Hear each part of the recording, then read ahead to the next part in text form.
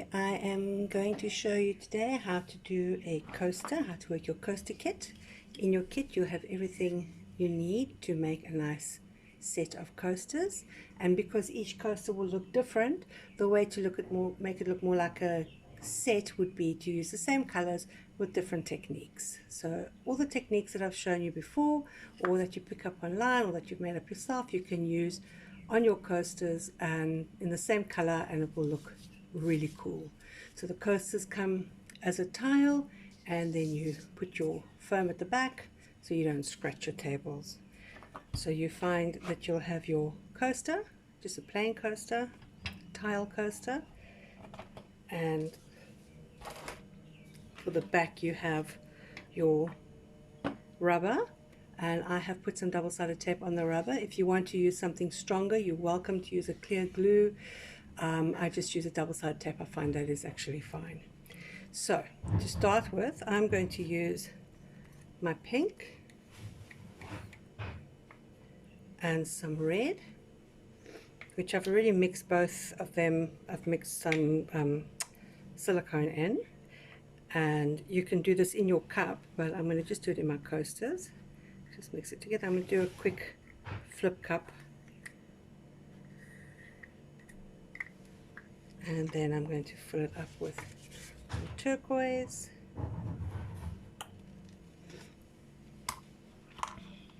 so that I'm basically almost full.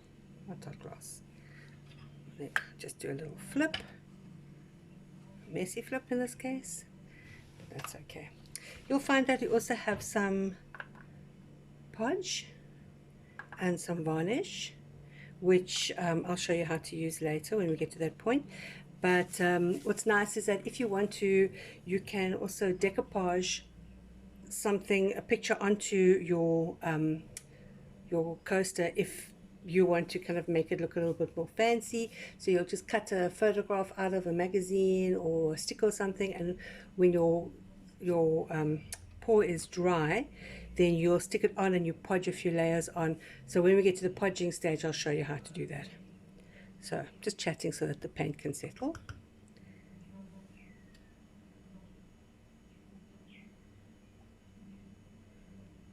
Flip it up.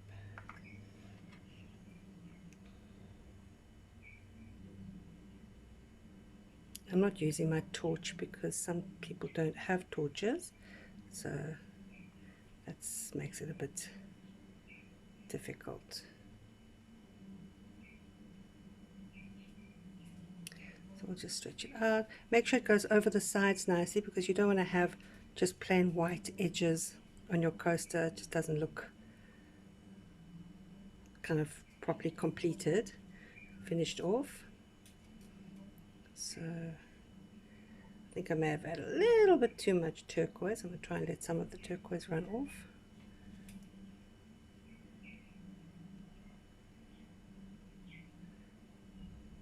Although this could actually make a very nice base for, if I want to now decoupage, for example, a picture of a whale or a dolphin or something on that, it could make a very nice sea look.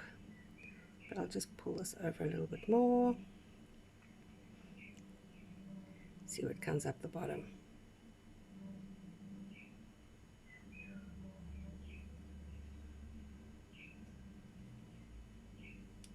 Okay, I do have a bit of bubbles in here, so I would like to use my torch a little bit just to pop some of these bubbles, but I'm quite liking what I've got there. So if you don't have a torch, they are available on my website, or you can get it from a hardware shop. Just a normal little torch like this. There we go. It does tend to activate the cells more, and I personally like the look of that a little bit better. That one was a little bit too plain. So there you have, your coaster has been painted. So what we'll do now is we'll just put this to one side to dry. Make sure that it's nice and straight. Okay, so now I have one that I've already done, which is this one here, and then we'll need to put it on something a bit clean, which I should have maybe done before. Okay, let's pop it on here. All right, You don't want to dirty the back. My pouring station is very messy. So what we then do, once this is dry, and I like to let it dry for, especially if I use silicone, I like to let it dry for about 2 days. Open your Podge container. So what I was saying before is that if you want to, you can now cut out a picture, any picture. You can even have a family photograph if you photocopy it onto normal paper.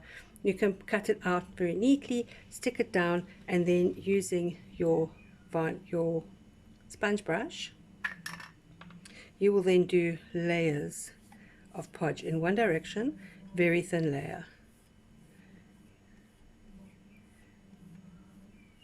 Like so.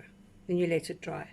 What I like to do is, because you're going to do it in a cross way, so this direction was straight down. It's difficult sometimes to remember which direction you do, so I like to put my brush down next to it in the direction that I went in.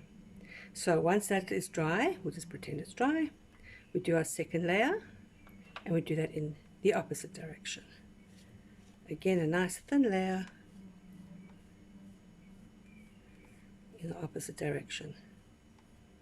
And you'll see that when you do this, some of the colors tend to pop out nicely. This one I used a metallic, so the metallics are shining quite nicely. What this does is it gives you, when you've done enough layers, it will give you a nice smooth finish that you can use for your varnish on top of.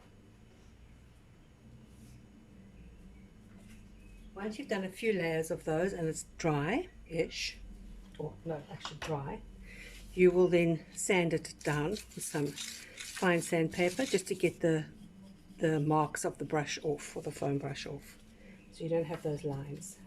And you keep going and keep going and going until you have a nice finish that you're happy with. It's nice and smooth. Once you've done that and the Podge is completely dry, you then use your varnish, your other brush, and you do the same thing. I would say with this one, it's a polyurethane varnish. It has a very, very nice shine. It's also heat resistant, so you can use it for a hot cup of coffee. I would go with about 4 layers of the varnish at least.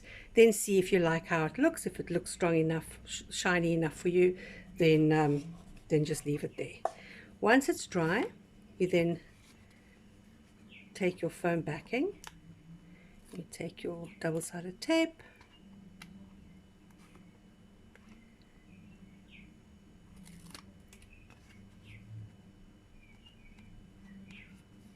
okay, well, I'm sure you get the picture.